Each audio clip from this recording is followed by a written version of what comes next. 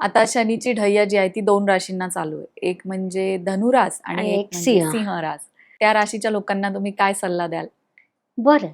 सिंह राशीला जी ढैया चालू आहे ती अधिक त्रासदायक आहे. जसं आपण आता बोललो, तर त्यांनी आरोग्याची काळजी घ्यावी. सिंह जातकांनी या काळात वडिलांची काळजी घेणं खूप गरजेचं आहे. वडिलांना अनारोग्य येऊ शकतं. त्यानंतर व्यवसायावर प्रभाव होऊ शकेल, त्यांच्या डोमेनवर प्रभाव होईल, असे अनेक प्रभाव होऊ शकतात.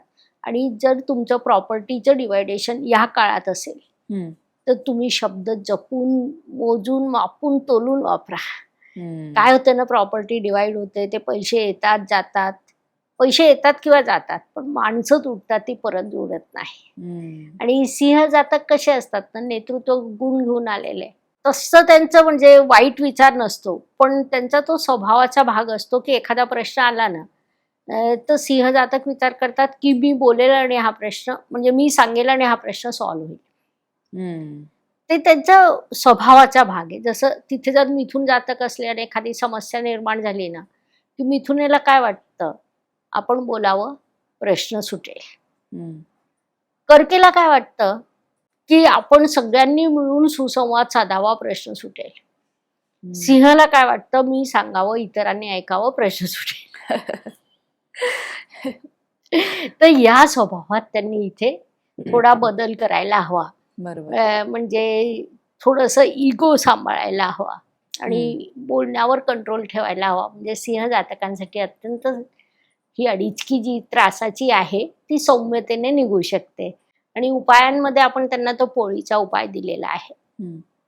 आणि सिंह जातकांनी शनिदेवांचे आदर्श शत्रू म्हणजे रविदेव, त्यांची साधना करावी.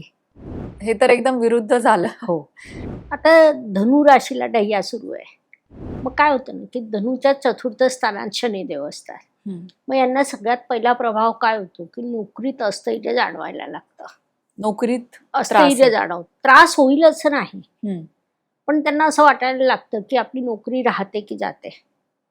अरे बापरे. किंवा नोकरीत त्यांना प्रमोशनची पूर्ण त्यांचं असायलाच पाहिजे, त्यांची ती क्वालिटी असते, पण त्यांना ते मिळत नाही, डावलल्या जातात.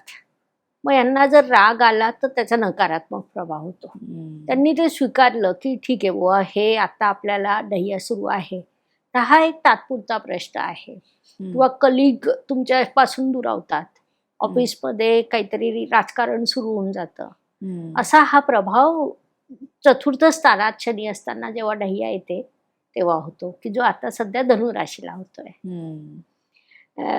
मग त्याच्यानंतर व्यवसायात अस्थैर्य येतं, कारण की तिथून शनीची दृष्टी दशम स्थानावरही जाते.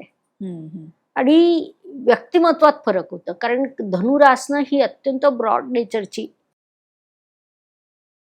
खूप कोणतंही आयुष्य भरभरून जगणारी, निसर्ग कुंडलीच्या भाग्यस्थानात येणारी रास. पण जेव्हा शनीची चतुर्थ ढैया याच्यावर असते तेव्हा फिरून दृष्टी राशीवर येते.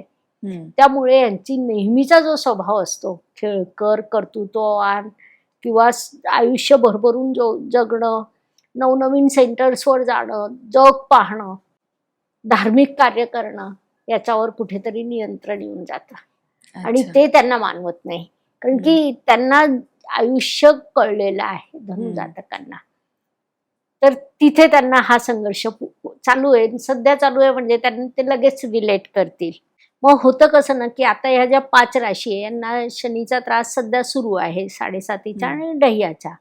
आणि ज्या उर्वरित 7 राशी आहेत त्यांना आज जरी त्रास सुरू नसला तरी मी जसं म्हटलं की सुरुवातीला विहीर खडावी केव्हा तहान लागल्यावर नाही, किंवा ग्रहांना सुद्धा लक्षात येतं आता गरज पडली म्हणून करतोय. तर अगोदरपासून बाकीच्या 7 राशींनी पण जर उपाय सुरू केले तर त्यांना सुद्धा त्रास कमी होईल. मिथुन राशीला जेव्हा 7.5चा पहिला टप्पा येतो ना, तो सकारात्मक असतो, फारसा त्रास होत नाही.